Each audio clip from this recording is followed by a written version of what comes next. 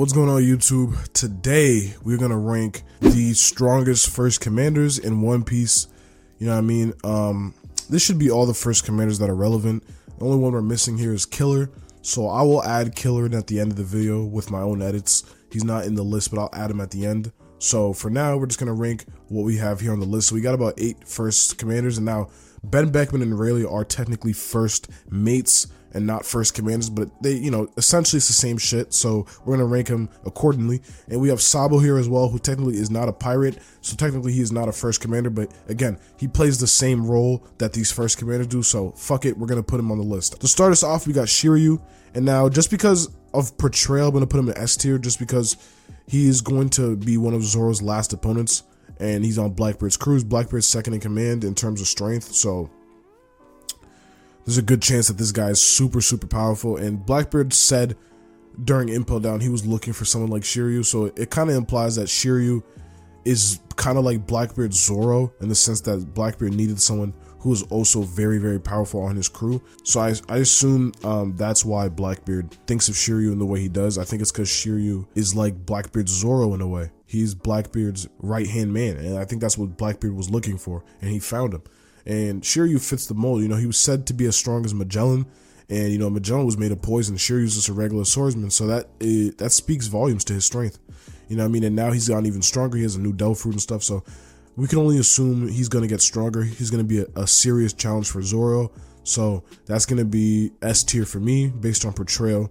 Now Beckman, now this is just off portrayal, so Shiryu is probably not going to be at the top of S tier just because we don't know anything about him. I'm only putting him at S tier simply because of portrayal. We know nothing about him. But moving on, Beckman.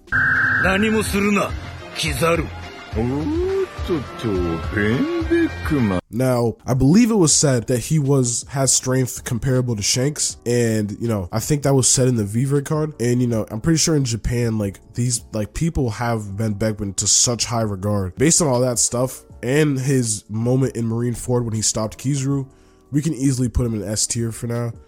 He's definitely an S tier character. If you're capable of going toe-to-toe with an admiral, for sure, you're an S tier. And if your strength is compared to a Yonko, yeah, you're definitely S tier. Definitely S tier. Now we got Katakuri, and it's going to get so many people mad. We're going to put him in A tier. I want to put him higher. From what we saw from Shiryu, I don't think Shiryu stronger than Katakuri, but I'm only putting Shiryu above Katakuri because of portrayal. If we see Katakuri in the future and he's stronger, then I'm gonna change this list. But from what we know about Katakuri, he's gonna be at the top of A tier for now, right? Maybe low S tier, right?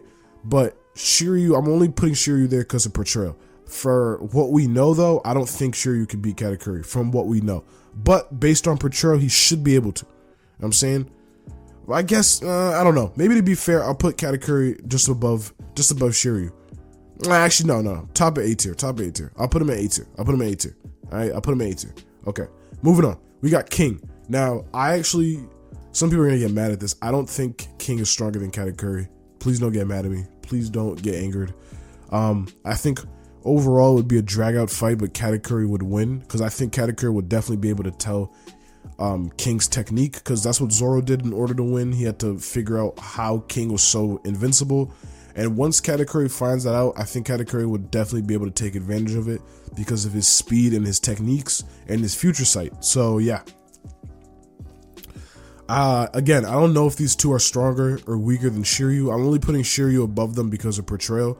So yeah, Beckman is probably stronger than them. That's actually a really good argument to make. Shiryu is a maybe. I don't know about Shiryu. I'm only putting him there because of portrayal, so don't get mad at me. Just forget Shiryu was on this list. Now we have Marco.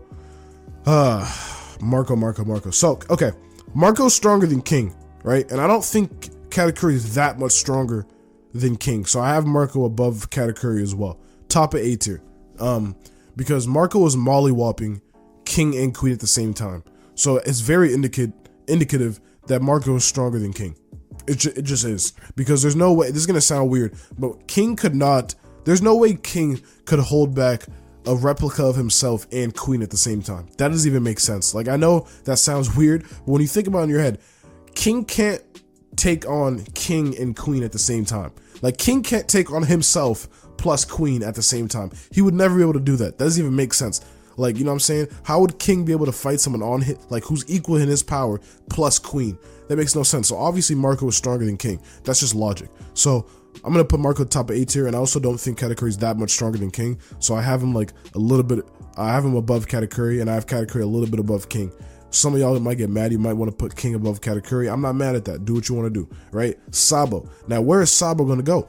Right? We saw Sabo fight against an admiral. He's a second hand to Monkey D Dragon, who I believe to be Yonko level. So where am I gonna put Sabo? He's also gonna go to A tier. But this is gonna get y'all mad. I actually don't know where to put him, because based on what we know, I don't know if he can beat King or Katakuri. But he also took on Fujitora. So I don't know. This is a confusing list, but I'm gonna put him like A tier right below King for now. I don't know though. Because King's powerful as shit. That's the thing. King's super powerful. I just don't know, man. This is a hard list to make. I don't know where to put Sabo, man. Yeah, I don't know where to put Sabo. I think, yeah, and he also has that wink because, you know, he's part of the OG monster trio, Ace, Sabo, and Luffy. I want to put him above Katakuri. I don't know, though. I think this is valid. Like, above Katakuri, this should be valid right here. Just above Katakuri. That should be valid. Yeah, I could see him stronger than Katakuri and King. That should be valid right there. If you got any issues with this, again, drop a comment down below. I'm here to talk. I'm here to debate. I love this shit. I live for this stuff. So if you disagree, let me know in the comment. And now we got Rayleigh. Rayleigh's gonna go to top S tier, easily done. There's no question. Rayleigh is the strongest first commander we've ever seen in the show of One Piece ever.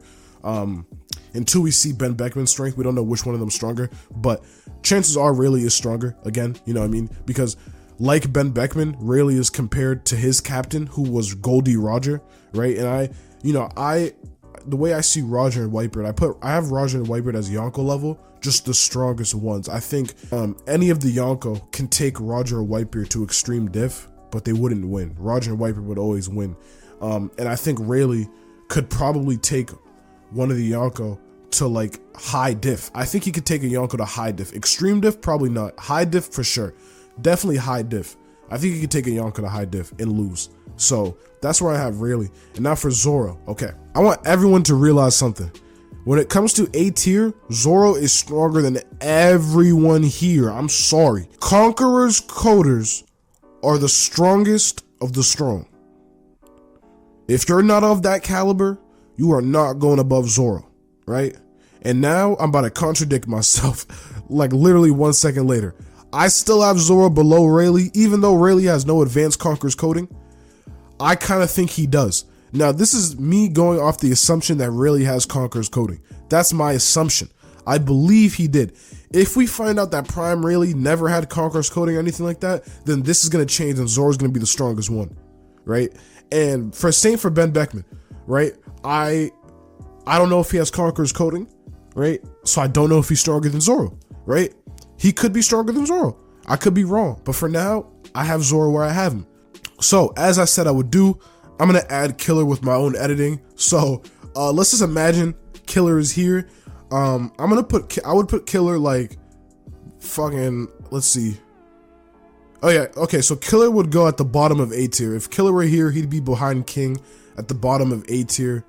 I'm sorry to my Killer fans, but I don't think there's anybody here that's weaker than Killer. Not even Marco.